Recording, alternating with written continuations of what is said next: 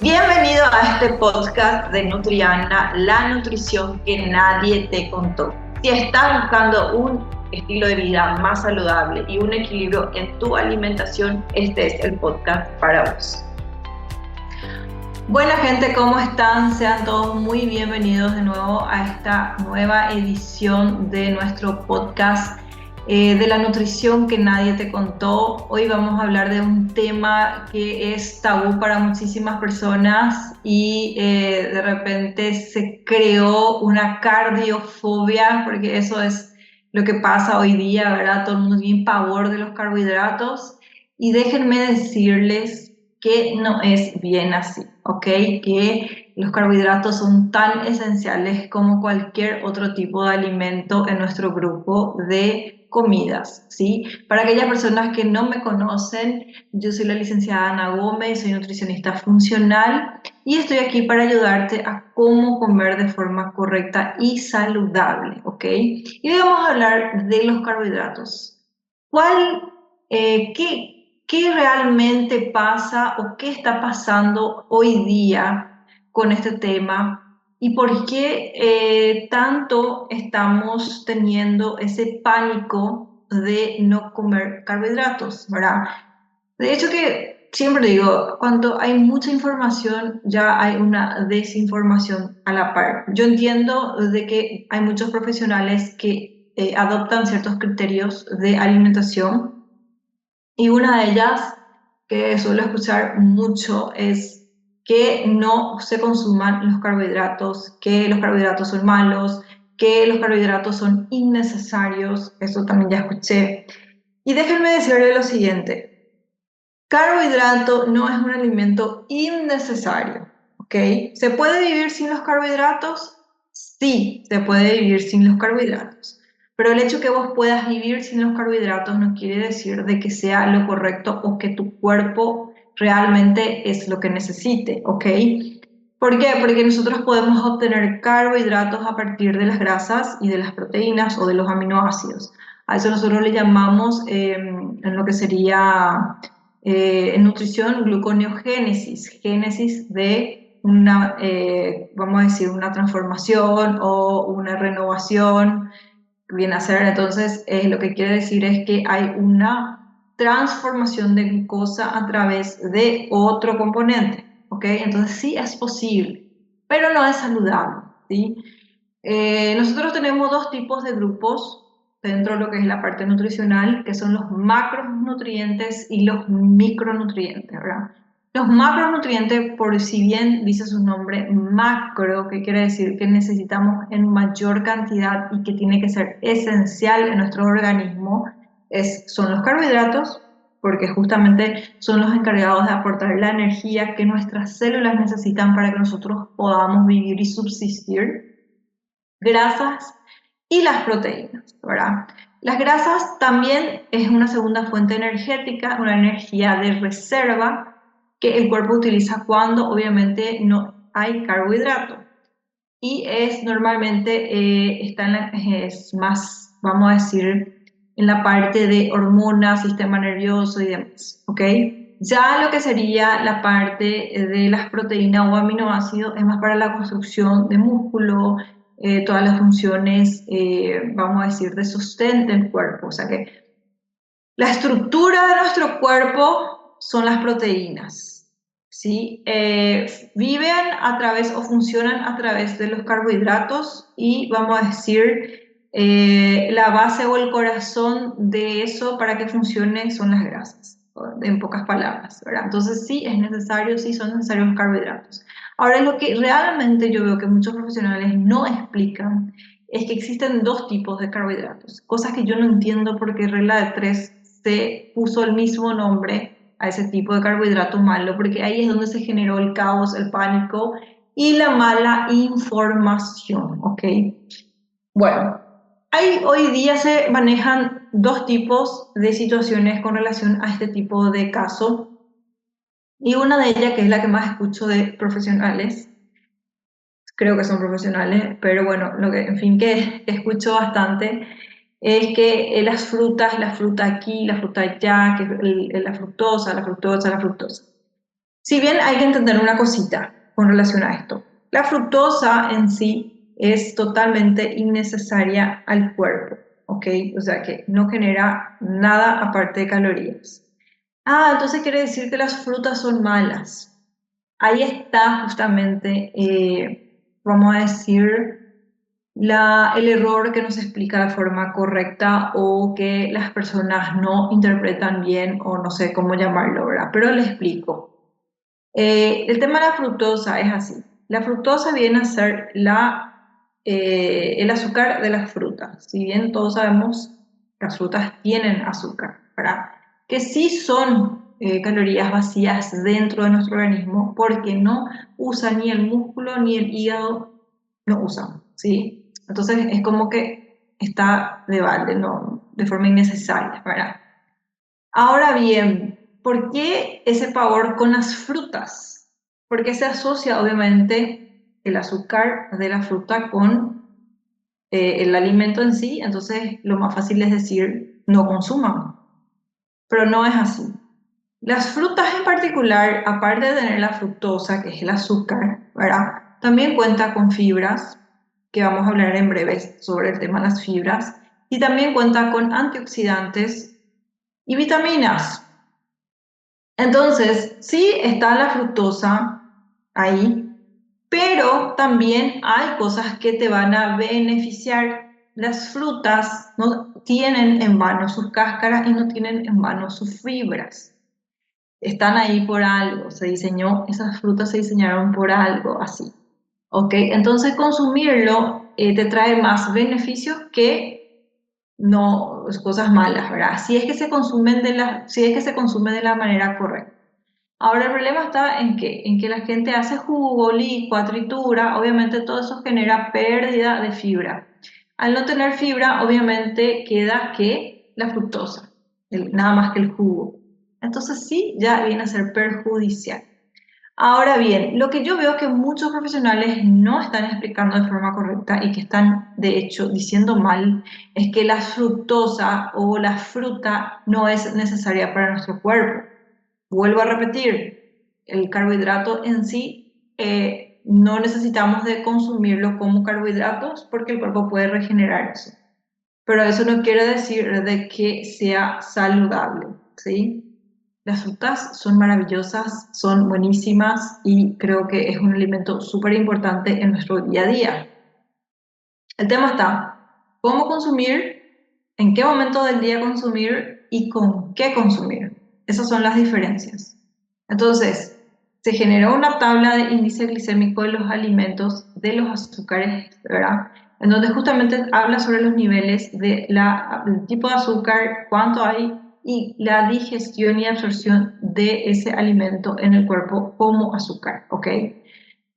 Que hoy día ya se puede visualizar en internet, ¿verdad? Pero dándole así un repaso a grandes rasgos, las frutas obviamente más dulces son las que tienen más cantidad de índice glicémico, o sea, de azúcar, y las que menos, que son más ácidas, son las que menos tienen, ¿verdad? Dentro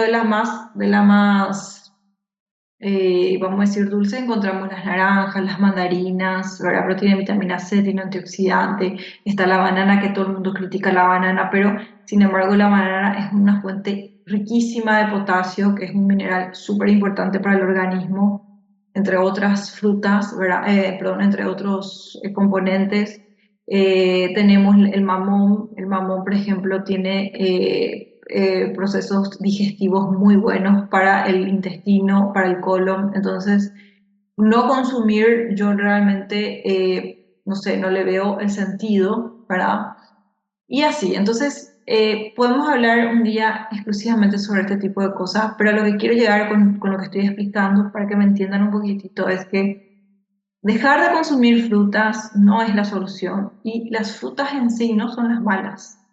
¿Ok? Entonces hay que sacar un poquitito ese tabú de las frutas malas o de que no se puede consumir. ¿Ok? Entonces tengan ese tipo de criterio antes de sacar algo de su ritmo de alimentación. Eso es por un lado.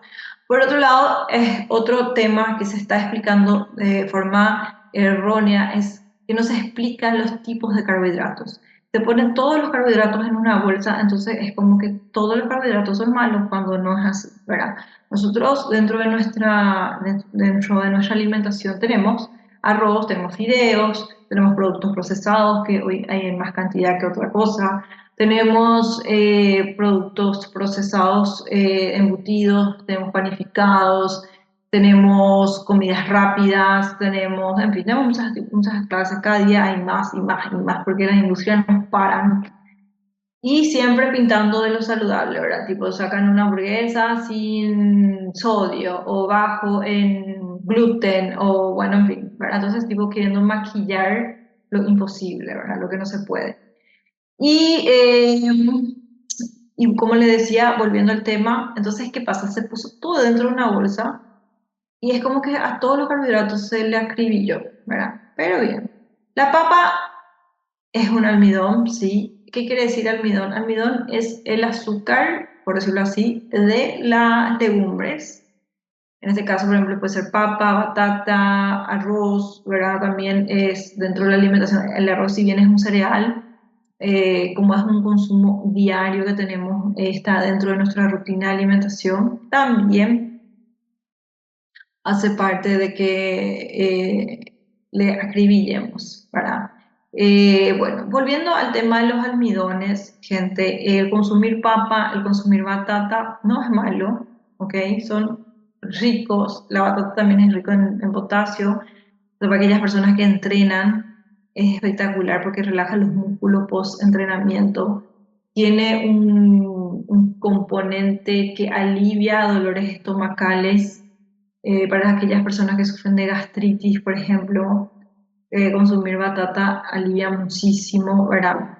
Entonces, dejar de consumir algo que la naturaleza nos brinda en su forma natural, para lo que estamos preparados de consumir, yo no le veo el que no se pueda realizar. Es como no consumir también carne, porque bueno, la carne tiene también su lado negativo, por decirlo así, pero sin embargo la carne también es algo que nos brinda la naturaleza para consumir. Ahora bien, ¿qué podemos hacer con el tema del almidón? Yo entiendo que hoy día existen muchísimas personas que son diabéticas, prediabéticas o se quieren cuidar, entre paréntesis, ¿verdad? Y es como que, tipo, no, yo no voy a comer papa porque la papa me va a engordar, yo no voy a comer la batata porque la batata me va a engordar. No. Si querés consumir almidón, en este caso la papa, puedes consumir una forma, yo les voy a enseñar aquí, de hacerlo, es hervir la papa, dejar enfriar, ¿verdad? Y tenemos dos caminos. Uno es comer frío, cosa que no es mucho de mi agrado, ¿verdad? Porque está también la parte culinaria, que entiendo que nadie quiere comer frío una comida. Y luego tienen otro camino que es calentar de vuelta, es dejar enfriar y volver a calentar y consumir, que creo que es la más pasable, ¿verdad? ¿Por qué hacemos este tipo de cosas? Porque cuando nosotros enfriamos, consumimos, o sea que, perdón, cocinamos y luego enfriamos, lo que estamos haciendo es crear el almidón que sea resistente. Que estoy segura que ya escucharon en algún momento de algún profesional hablar sobre almidones resistentes. Cuando nosotros hablamos de los almidones resistentes, son almidones que tardan más tiempo en pasar del intestino a la sangre. Nosotros sabemos que cuando nosotros comemos una comida, tiene que haber un proceso digestivo. Ese proceso digestivo está en la absorción y la digestión. En el caso de los almidones resistentes, esa absorción es lo que tarda más, lleva más tiempo. Entonces eso hace que el trabajo de la insulina no sea tan drástico. Es como que yo les diga que tomen un vaso de coca con un almidón resistente. El vaso de Coca-Cola también tiene azúcar.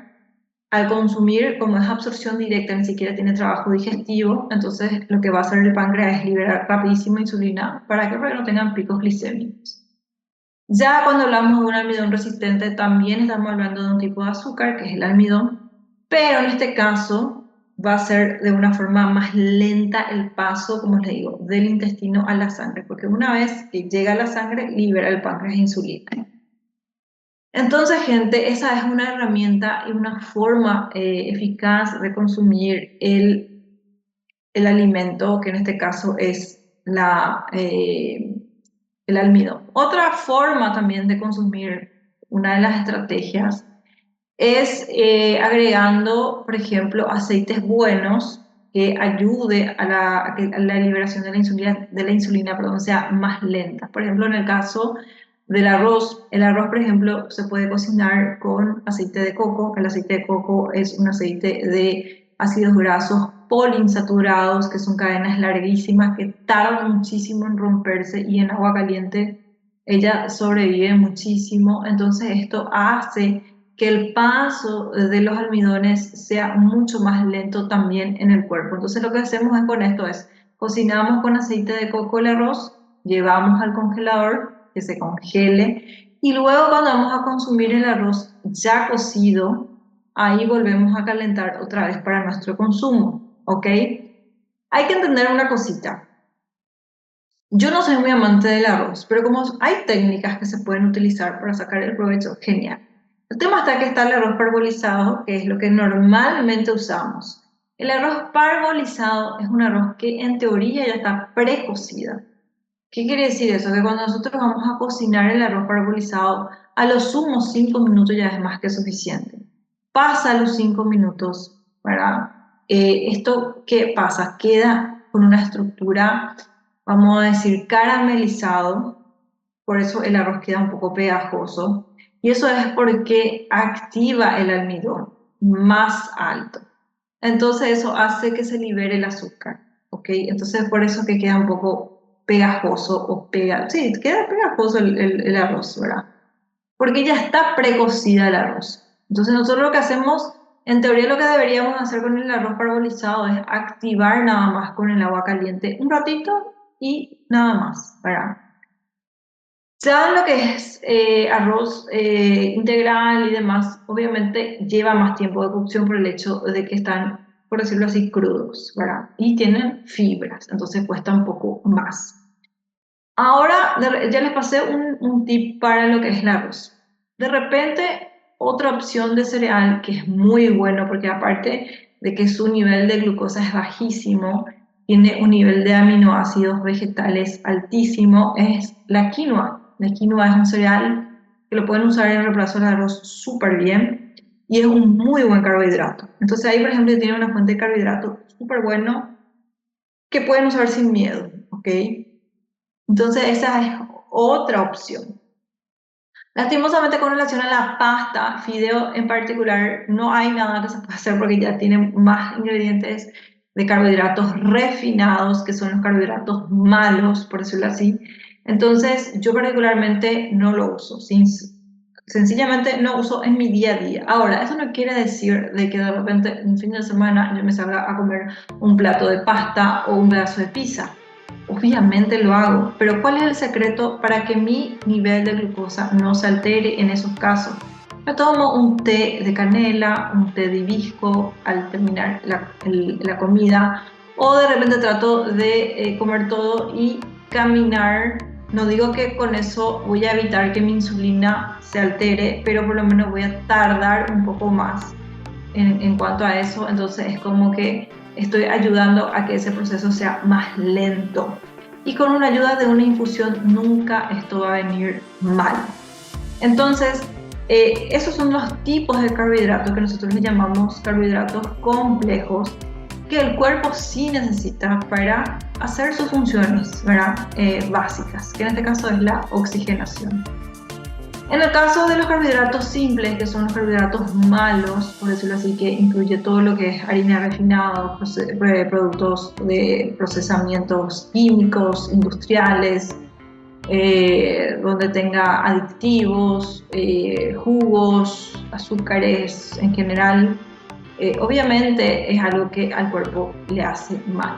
El tema está en que no sabemos diferenciar, ponemos todo en la misma bolsa cuando no entra nuestro chip desesperado de querer bajar de peso, y porque vienen otros profesionales que lastimosamente son drásticos en cuanto a lo que dicen y tajante en asegurar que esto es malo.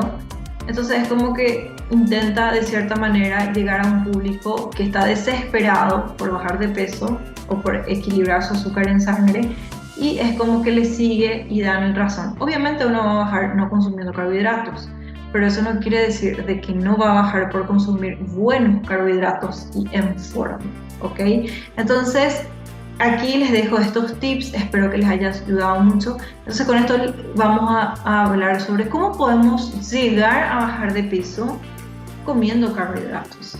Se come de la forma correcta y se tiene que saber elegir el tipo de carbohidrato que estamos consumiendo, ¿ok? Entonces, les espero en nuestra próxima sesión de nuestro podcast. Espero que esto les haya servido y que puedan ir probando y por sobre todo no ser drástico con la alimentación. Muchas gracias por escucharnos. Si te gustó este episodio, no te olvides de compartirlo con tus amigos y familiares para que ellos también puedan cambiar su estilo de vida.